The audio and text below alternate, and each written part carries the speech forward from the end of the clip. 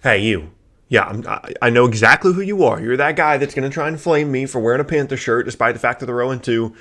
Team's not very good, but I'm still going to wear the jersey. Anyway, welcome back, everybody. My name is Sucker, and in today's video, we're going to be talking about the Miami Heat, a team that I haven't really talked about a ton on this channel because they haven't lost in the playoffs. For the most part, I've been talking about teams that have been knocked out of the playoffs, kind of what is next for them.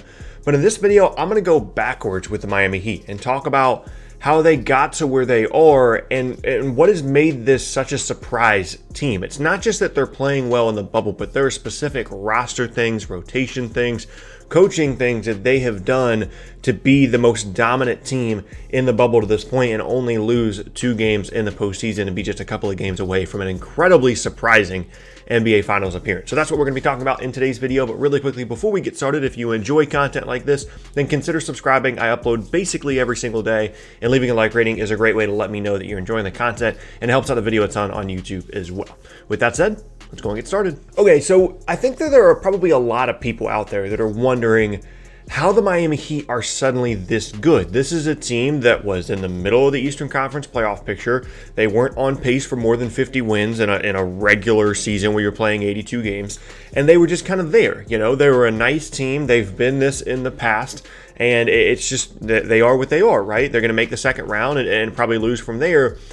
But now they've become something completely different in the bubble and in the playoffs, and are a team that arguably, if you started the finals tomorrow, could potentially be a favorite in that series, even as well as the Lakers are playing, because of how dominant the Heat have been in the bubble and in the playoffs. And there's a couple of specific things here that have led this team to being just kind of a middling team in the Eastern Conference to now being one of the best teams, if not the best team, in the postseason. And the first point I want to make here is the team that we're seeing now for the Miami Heat is really, really different than the one that we saw for most of the regular season. And the important date here is February 6th. About a month before the league was suspended, the Heat made the trade that brought in Jay Crowder and Andre Iguodala, and they got rid of Dion Waiters and James Johnson and Justice Winslow, who was continually hurt. And that has had such a huge impact on this team in the bubble. And initially, people thought that this was an Andre Iguodala trade. You know, Iggy's a guy that has championship experience, is going to come in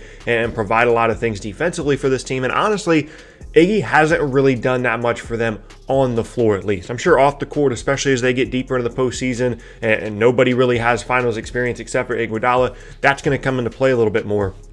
But the guy here has been Jay Crowder, who has been playing incredibly well for this team, shooting the ball extremely well, and changing up their rotation and getting rid of guys like Waiters, who wasn't really playing, James Johnson, and Justice Winslow, who they kind of always had to figure out if he's going to be healthy or not, in exchange for 2 guys that are just going to be strong defenders, that are going to be solid in the rotation, and for Crowder at least, are going to really be able to shoot the basketball, has helped this team a ton.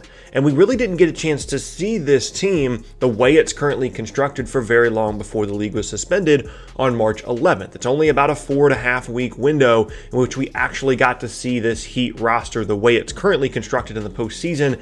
And so we really didn't get an idea of how good they were actually going to be for the longest time. And Crowder only played 13 games with the Heat before the league was suspended, and they went 6-7 in those 13 games. So really there was no indicator that these roster changes in this trade that wasn't even intended to make the team better this year, it was intended to open up cap space for them in the summer of 2021, was going to have all that big of an impact. But it's not just about the Jay Crowder thing specifically, but there's a bit of a domino effect throughout the rest of the roster. Most specifically, it involves 2 players that during the regular season were pretty high up in minutes for this team that now in the playoffs barely play at all, in place of a couple of other guys that have been really good for Miami in the postseason. And those 2 players are Kendrick Nunn and Myers Leonard. When you look at their minutes for the regular season, specifically Nunn, these guys were heavily in the rotation. They were a big part of what Miami was doing. And for Nunn, it got to the point where he was actually a finalist for the Rookie of the Year award. And if you're sitting there wondering, that's kind of weird, I haven't really seen a lot of Kendrick Nunn lately,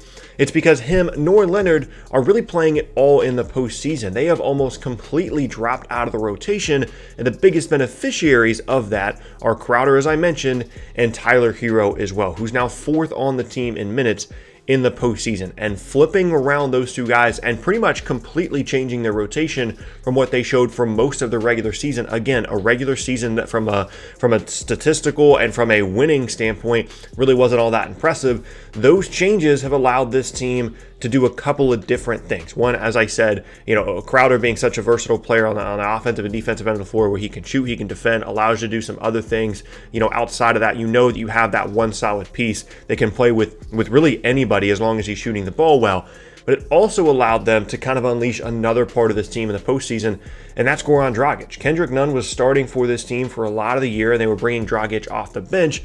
But in the postseason, Dragic has been really healthy, which has been an issue for him in the past, and he's been outstanding and arguably the best player on this Heat team throughout certain stretches of the postseason. And it really helps them, especially down the stretch of games, to have a true shot creator and playmaker. Because I love Jimmy Butler, I respect his game, but when it comes down to the end of games, Dragic as a creator, not necessarily as like a clutch player or anything, but as a guy that can create plays for himself and others, can shoot off the dribble, off ball screens. It's so nice to have another guy like that in addition to Jimmy Butler, rather than just giving Jimmy the ball at the end of games and just going into an isolation situation. And again, the ability to unleash Dragic was brought on by the initial trade for Crowder, him being in the rotation, them flipping Tyler Hero and Kendrick Nunn's minutes and allowing for a little bit more of an on-ball presence from Dragic rather than Nunn, because Nunn had the ball in his hands a good amount. And now they've flipped those things pretty much completely. And I don't know if it was let's play Kendrick Nunn in the regular season so that Dragic can be healthy in the postseason, or if they've just realized, hey, this is a much better option for us with Goran Dragic starting and being one of the best players on the team. I don't know which one of those it was, but regardless, that has been huge for them, is how good Goran Dragic has been. And again, those rotation changes as well brought on by the initial Jay Crowder trade. And all of that really leads into one word for this Heat team that I think has been so critical for them in the bubble, and I think other teams are going to start to notice, and that is versatility. There's been so much emphasis over the last 10 years in the NBA on getting your stars. You need a minimum of one, you need two, you need three, you need all these stars, and then the other guys don't really matter.